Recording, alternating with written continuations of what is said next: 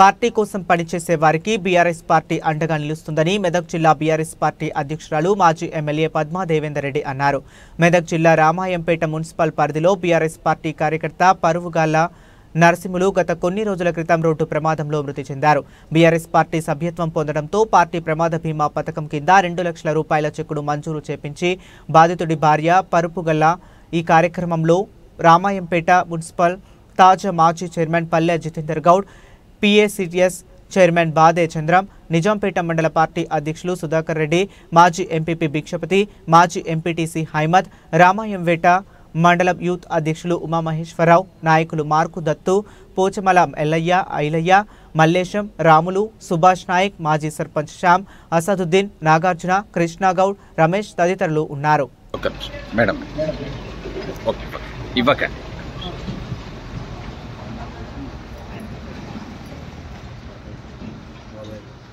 Narasimhulu BRS పార్టీకి సేవ చేస్తున్నాం, పార్టీ కోసం కష్టపడడం.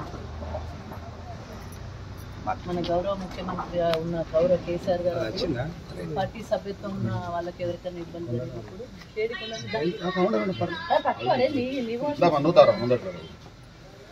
అయితే పార్టీ సభ్యత్వం ఉన్న వాళ్ళందరూ కూడా ఇన్సూరెన్స్ కట్టింది సార్.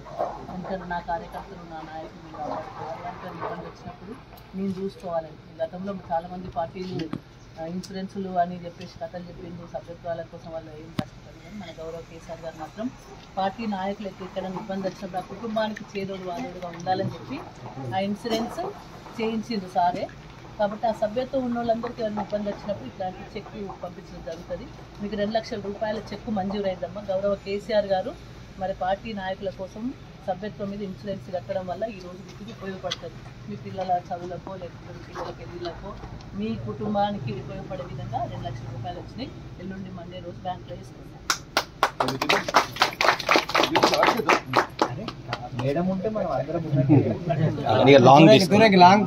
మీరు కొంచెం అటు జరగండి.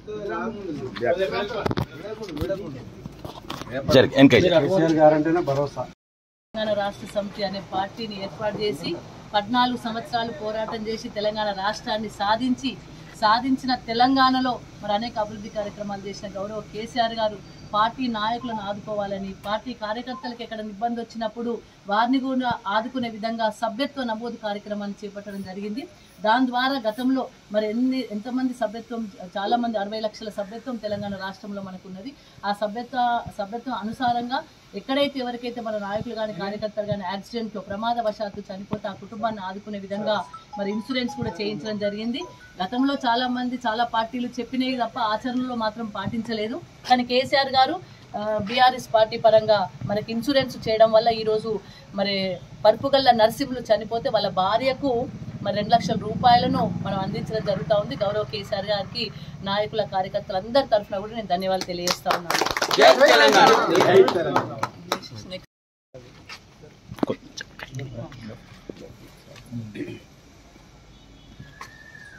తెలంగాణ రాష్ట్రంలో రేవంత్ పరిపాలన అంటేనే అస్తవ్యస్తంగా తయారైంది. ఎక్కడ ప్రజా ప్రయోజనాల దృష్ట్యా పరిపాలన కొనసాగుతలేదు. కేవలం కక్ష సాధింపుల చర్య మాత్రమే కొనసాగుతుంది. పరిపాలన చేతగాక ఏ విధంగా చేయాలనో తెలియక గతంలో కనీసం క్యాబినెట్ మినిస్టర్గా కూడా చేయని వ్యక్తి ఈరోజు ముఖ్యమంత్రి కావడం వల్ల మరి పరిపాలన దక్షత లేకపోవడం వల్ల, ఆర్థిక వ్యవస్థ మీద పట్టు లేకపోవడం వల్ల తెలంగాణ రాష్ట్రాన్ని చిన్నాభిన్నం చేస్తుంది ఈ రేవంత్ ప్రభుత్వం, రేవంత్ గారి పరిపాలన. ఎందుకంటే ప్రతిపక్షాల మీద కక్ష సాధింపు చర్యలు మాత్రం ఘనంగా చేస్తున్నారు తప్ప మరి ప్రజలను ఆదుకునే విధంగా ప్రజా పరిపాలన మాత్రం చేయట్లేదు. 6 గ్యారంటీలు అన్నారు, 420 హామీలు ఇచ్చిండ్రు.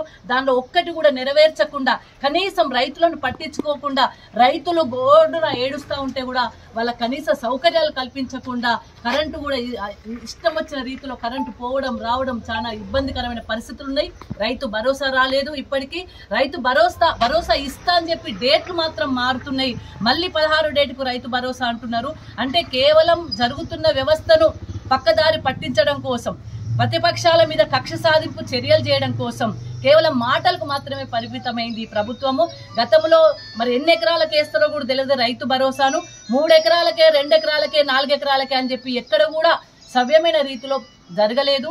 అదేవిధంగా రైతు భరోసా లేదు. అదేవిధంగా సన్నవడ్లకు నేను బోనస్ ఇస్తాను ఇప్పటి వరకు దిక్కులేని పరిస్థితి కనబడతా ఉంది. మరి మొన్న తడిసిన వడ్లను కూడా అనేక రకమైన ఇబ్బందికరమైన పరిస్థితులు వచ్చిన రైతులకు తడిసిన వడ్లను కొనలేదు. రైస్ మిల్లర్స్ ముందట లారీలు ఇంకా పడిగాపులు కాస్తా ఉన్నాయి. ఇంకా కూడా 50-60 సంచులు ఒక లారీకి కట్ చేసే పరిస్థితి కనబడతా ఉంది. ఇదొక వైపు. ఇంకొకటి కక్ష సాధింపు చర్య. గౌరవ కేటీఆర్ గారి మీద మళ్ళీ నోటీసులు పంపించి మళ్ళీ 16వ డేట్ నాడు మళ్ళీ ఆనిషా వాళ్ళ డిపార్ట్మెంట్కి రమ్మని పిలవడం జరిగింది.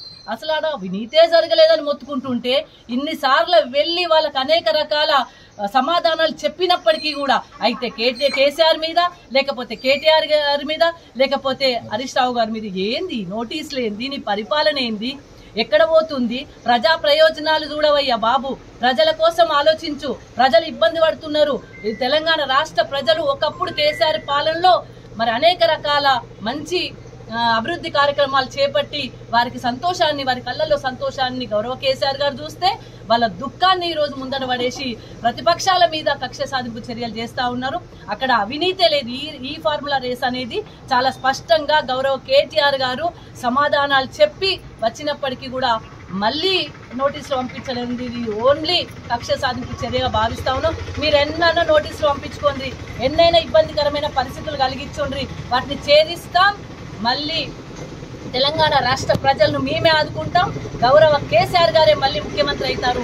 గౌరవ కేసీఆర్ గారి ద్వారానే ఈ రాష్ట్రం మళ్ళీ ముందుకెళ్తుంది. గౌరవ కేటీఆర్ గారు, గౌరవ హరీష్ రావు గారు, కేసీఆర్ గారు నిప్పులాగా బయటకు వస్తారు.